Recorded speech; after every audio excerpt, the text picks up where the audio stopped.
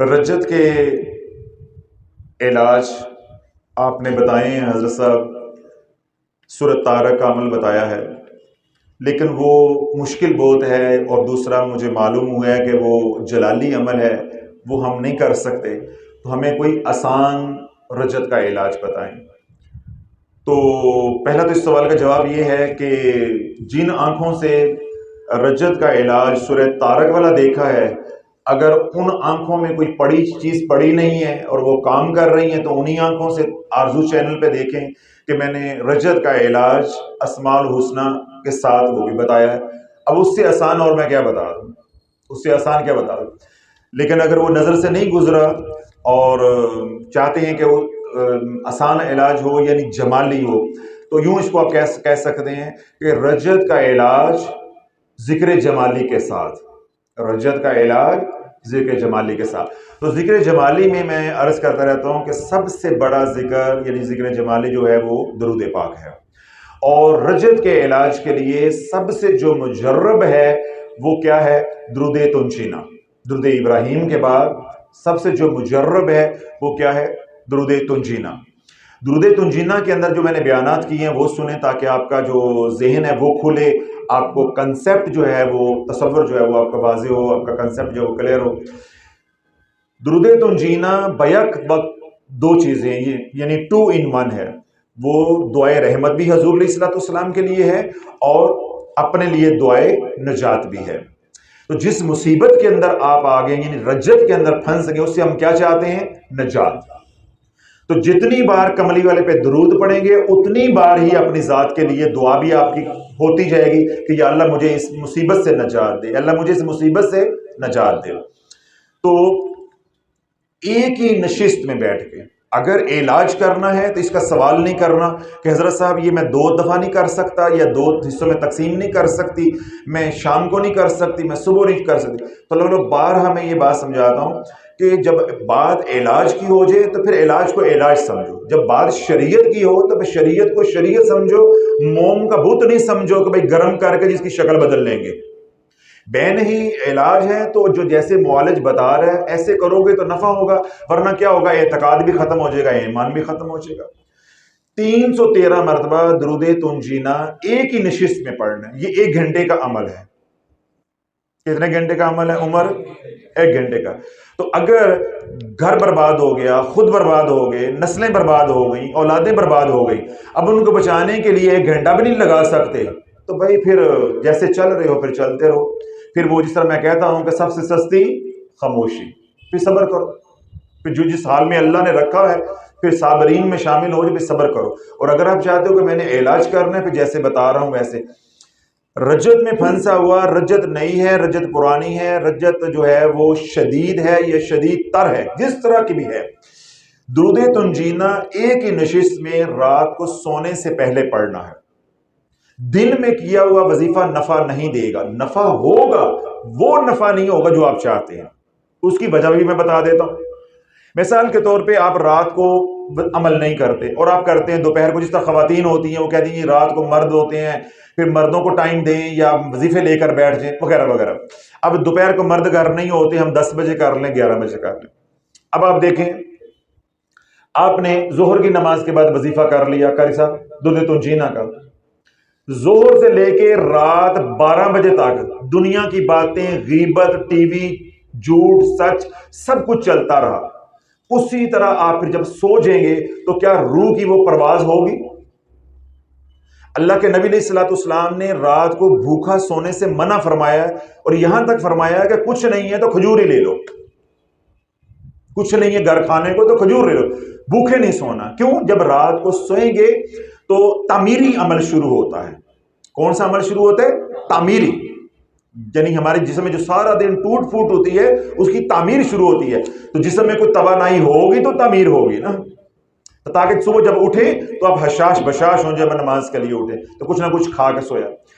ایسے ہی جب رات کو روح کو غذا دے کے سلائیں گے، یعنی سوئیں گے، روح کو کھلا کے پلا کے غذا دے کے، تو فجر کی نماز پہ پھر کیا ہوگی؟ روح توانا ہوگی، روح جو ہے وہ مضبوط ہوگی۔ پھر جس حال میں آپ سوئیں گے آپ کی روح اسی حال میں رہے گی۔ جب آپ سو گے پھر تو کوئی گناہ نہیں نا، تو اس سے یہ ہے کہ رجت سے نکلنے کے امکانات یا علاج کے کامیاب ہونے کے امکانات روشن ہو جاتے ہیں، یا یوں کہنے کہ وظیفے کی تاثیر بڑھ جاتی ہے، کامیابی قریب ہو جاتی ہے۔ دل میں وظائف یا روحانیت کا کوئی تصور نہیں، اس لیے آپ نے دیکھا کہ عملیات کی دنیا ہو یا روحانیت کی دنیا ہو، یا عابد ہوں زاہد ہوں، اللہ نے رات بنائی ہی عبادت کے لیے اور دن بنایا ہے دنیا کمانے کے لیے۔ تو اس لیے بہتر تو یہ، اگر کسی کی مجبوری ہے تو وہ کر سکتے ہیں، کوئی شرط نہیں ہے، لیکن میں نے واضح کر دیا کہ نفع کس وقت ہوگا۔ ایک ہی نشست کے اندر اول و آخر 3 بار پہلے درود ابراہیم پڑھیں گے، صحیح صاحب پروفیسر صاحب، اول و آخر پہلے 3 بار درود ابراہیم پڑھیں گے، اور درمیان میں 313 مرتبہ درود تنجینہ پڑھیں گے، اور اپنی مصیبت اپنے مسئلے کو ذہن نشین کرتے ہوئے سامنے رکھتے ہوئے کہ یا اللہ جس رجت کے اندر میں لاشعوری طور پہ وظائف یا عملیات کرتا رہا ہوں یا کرتی رہی ہوں، یا اللہ مجھے معلوم نہیں تھا، ان کے جو اثرات میرے پہ پڑے ہیں، میرے سارے رستے جو بند ہو گئے ہیں، تو اپنے رحمت سے ان اثرات سے مجھے پاک کر دے اور خیر کے، عافیت کے اور سلامتی کے دروازے اور رستے کھول دے۔ یہ چھوٹی سی نیت ہو جائے گی، اس نیت کے ساتھ پڑھیں گے انشاءاللہ العزیز اس وظیفے کا جو اثر ہے وہ اللہ سے قوی، اس کی رحمت سے امید ہے کہ 3 ہفتے کے بعد اس کا رزلٹ آپ کو ملنا شروع ہو جائے گا۔ اب یہاں ایک نقطہ ہے، وہ ذرا بڑی توجہ کے ساتھ سنیں۔ اگر آپ یہ کہیں کہ درود ابراہیم کا یا اسماء الحسنہ کا یا رجت کا کوئی بھی اور علاج میں بتاؤں، یا کہیں بھی آپ سنیں، کوئی بزرگ آپ کو بتائے، کسی کتاب میں آپ پڑھیں یا کسی یوٹیوب چینل سے آپ دیکھیں، اور آپ یہ کہیں کہ اس کا وہی رزلٹ ملے جو سورۃ طارق ہے، لالا وہ گل نہیں ہونی، وہ بات نہیں ہونی۔ یہ میں آپ کو پہلے کہہ دوں، یہ بھی میرے اللہ کا نام ہے، درود پڑھنا بھی عبادت ہے، اللہ اللہ کرنا بھی عبادت ہے، سورۃ طارق بھی اللہ کا کلام ہے، پڑھنا بھی عبادت ہے، سب کچھ سر آنکھوں پہ ہے، ہر عمل کی اپنی تاثیر ہے۔ یہ جو ذکر جمالی ہوتا ہے، جو میں نے یا رحمان یا رحیم کا عمل بتایا، یا درود پاک کا عمل بتا رہا ہوں، یا ایک آدھ اور عمل رجت کا میں انشاءاللہ بتاؤں گا آنے والے دنوں میں بھی، ان کی وہ سپیڈ نہیں ہوگی جو پاکستانی مرچیں کھانے والی قوم چاہتی ہے۔ اب پروفیسر صاحب سمجھ آ گیا مضمون؟ یہ جذباتی قوم جو چاہتی ہے نا، رات سوئیں تو سویرے عمر فاروق رضی اللہ عنہ کی حکومت ہمارے پہ قائم ہو جائے۔ دیکھ خواب کیسے دیکھتے ہیں جائی صاحب، ہے نا پاگل قوم، کہتے ہیں اللہ ہمیں عمر عطا کر، اے اللہ ہمیں عمر عطا کر، جاب دی کوڑ کے لیے تشدیرہ نو جپے۔ عمر ہونے کے لیے امت کے اندر مولا علی ہونا ضروری ہے، عمر ہونے کے لیے امت میں عثمان ہونا ضروری ہے، عمر ہونے کے لیے مولا حسن حسین ہونے ضروری ہیں، ان کے اوپر عمر آئیں گے۔ پروفیسر صاحب آپ پہلے پریشان ہو گئے، حضرت صاحب نے بڑی سخت پنجابی میں بات کہہ دی ہے، جاب دی کوڑ کے لیے شتیرہ نو جپے۔ اب بات سمجھ آ گئی ہے کہ میں نے کیوں کہا؟ اگر عمر مانگتے ہو تو حسین لے کر آؤ، حسن حسین لے کر آؤ، مولا علی لے کر آؤ، عثمان لے کر آؤ، اللہ تمہیں عمر عطا کرے گا۔ اپنے اعمال دیکھو اور جو مل گیا ہے تھی صبر کرو، جیسے ملے ہوئے ہیں اپنے آپ کو ٹھیک کرو، اپنے آپ کو ٹھیک کرو۔ تو اللہ نے یہ بات میں نے اس لیے کہی ہے کہ یہ میں نے اپنی قوم کی اپنی مینٹلٹی بتائی ہے کہ کیونکہ ہم جذباتی لوگ ہیں نا، مرچیں کھانے والے، مطلب عقل موت تو ہمیں ہے نہیں ہے، جذبات ہیں جدھر مرضی لگا دو۔ تو ہم کیا کہتے ہیں، وظیفہ دو، انج کام ہوئے، انج کام ہوئے، تو اپنا کام ہو جائے، کام کسی کا کرنا ہے۔ رات کو ایک مصروف وظیفہ مانگ رہے تھے حضرت صاحب، کو زلزال کا مجھے وظیفہ دے، سورہ زلزال کا، تو میں نے ایک بندے کو جو ہے نا چارپائی پہ ڈالنا ہے، میں نے کہا جی میں نے تو وہ وظیفہ کوئی بتایا ہی نہیں ہے، تو دوسرا یہ کہ میں بتا بھی دیتا ہوں تو کیا ضمانت ہے کہ تو اس کو چارپائی پہ ڈال رہا ہے، اللہ تجھے ڈال دے، اللہ تجھے ڈال دے۔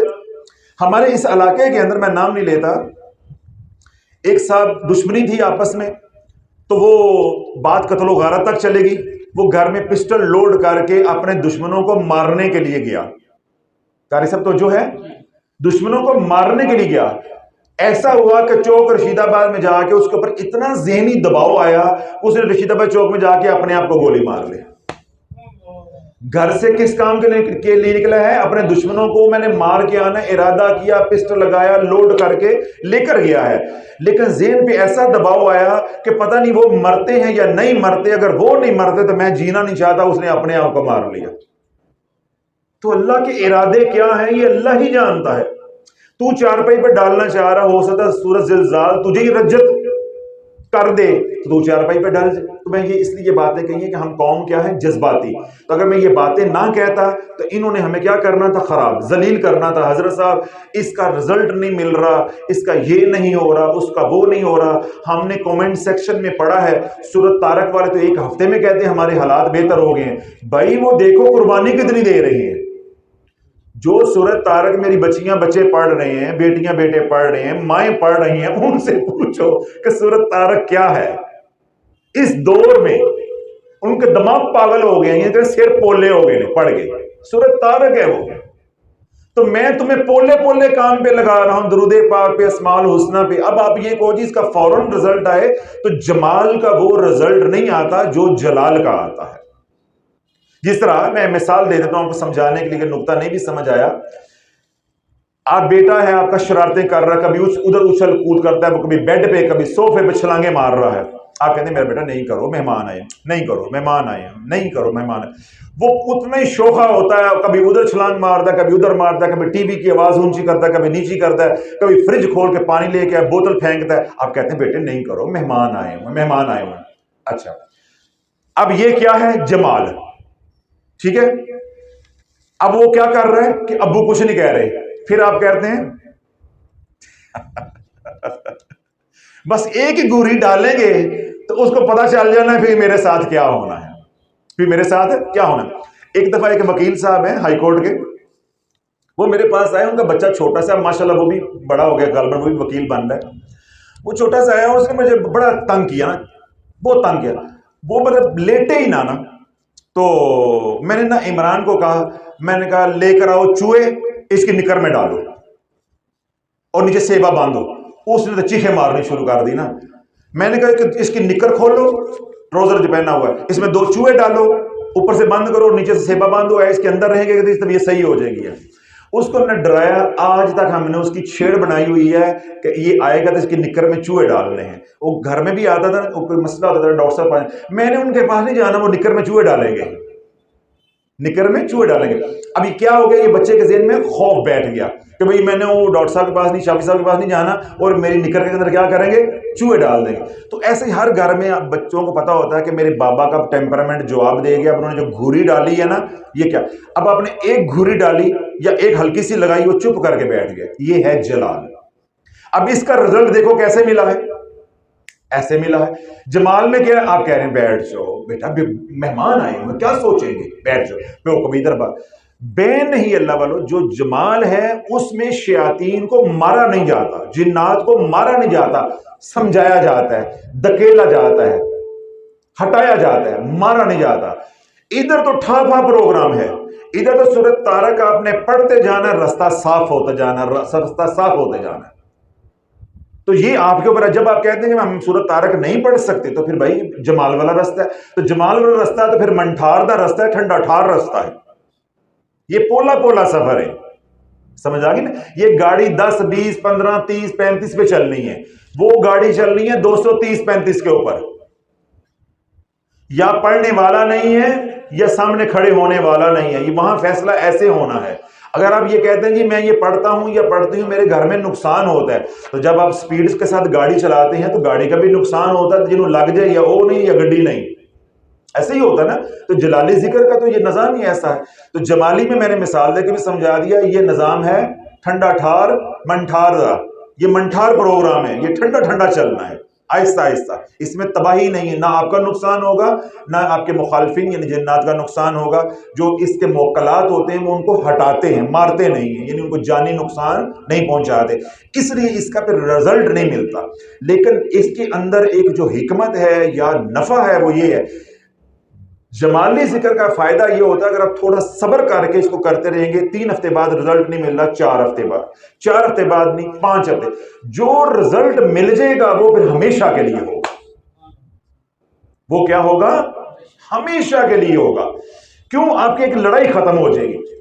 جلال میں یہ ہوتا ہے کہ آپ کے ہاتھوں ان کو نقصان پہنچ گیا زیادہ تو وہ دشمنی ہو سکتا ہے لمبی چلتی رہے، رزلٹ بھی فوراً ملے گا، اگر دشمنی بن جائے وہ بھی پھر لمبی چلنے کے امکانات ہوتے ہیں، یعنی جلال کے اندر نقصان کا امکان جو وہ زیادہ ہوتا ہے۔ اس لیے یہ میں نے باتیں ساری اس لیے واضح کی ہیں کہ کیونکہ وہ لوگ ادھر وہ سورۃ طارق کا عمل بھی سن رہے ہیں، پھر وہ ادھر کمنٹ سیکشن پڑھیں گے، وہ کہیں گے حضرت صاحب ہم پڑھے میں نفع نہیں ہو رہا، پھر اللہ کے محبوب علیہ الصلوۃ والسلام پہ درود ہے اس سے مایوس ہو جائیں گے۔ تو میں نے ساری باتیں کھول دی ہیں، جو اعمال میں نے اسماء الحسنہ سے یا رحمان یا رحیم عمل بتایا ہے، یا آج عمل بتایا درود تنجینا والا، یا بعد میں کوئی عمل جمالی بتاتا ہوں تو جمالی عمل دھیرے دھیرے چلے گا، ٹھنڈا ٹھنڈا چلے گا، پولا پولا چلے گا، جلالی عمل ٹاپو ٹاپ چلے گا۔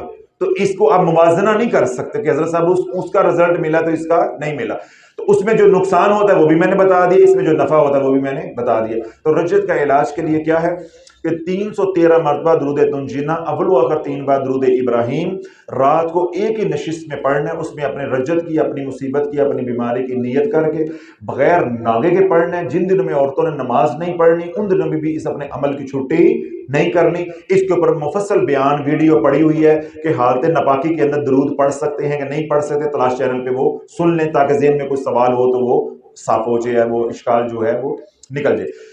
پھر تیسری بات میں نے یہ عرض کی ہے کہ اس کے نتیجے کے لیے علاج کے رزلٹ کے بارے میں اتنا پریشان نہیں ہونا، اس کا رزلٹ جو ہے 3 ہفتے کے بعد ملے گا، باقی آپ کے نصیب میں آپ کو پہلی رات میں رزلٹ مل جائے، وہ اصول کی بات نہیں ہے، میں مشاہدے و تجربے کی بات کر رہا ہوں۔ اب جس طرح سورۃ طارق کا عمل ہے اس کا ایک طریقہ میں نے بتایا کہ کیسے شروع کرنا ہے اور کیسے ختم کرنا ہے۔ درود تنجینا کا یہ ہے کہ یہ 313 مرتبہ پڑھ لیا، جب آپ کی تسلی ہو گئی کہ میرے سارے معاملات ٹھیک ہو گئے ہیں تو تب بھی 70 مرتبہ آپ کو ساری زندگی پڑھنا پڑے گا۔ تو یہ کوئی پلنٹی نہیں ہے، کوئی ہرجانہ جرمانہ نہیں ہے، کملی پر پہ درود پڑھنا کسی پہ احسان تو نہیں کرنا، بلکہ ان کے احسانات کو سامنے رکھ کے درود پڑھنا ہے۔ یہ کوئی احسان والی بات تو نہیں ہے نا، یہ کوئی پلنٹی کو جرمانے والی بات تو نہیں ہے۔ درود تو پڑھنا ہی ہے تو درود تنجینا پڑھ لو، تو 70 بار ساری زندگی پڑھتے رہو گے، آئندہ رجت بھی نہیں ہوگی اور دوبارہ سے اس کے کوئی اثرات بھی نہیں آئیں گے، اللہ محفوظ رکھے گا۔ یہ انتہائی محفوظ اور مجرب عمل ہے جمالی رجت کے علاج کے لیے۔ اب تمام حضرات کو اجازت ہے، جو سوشل میڈیا پہ سنو انہیں بھی اجازت ہے۔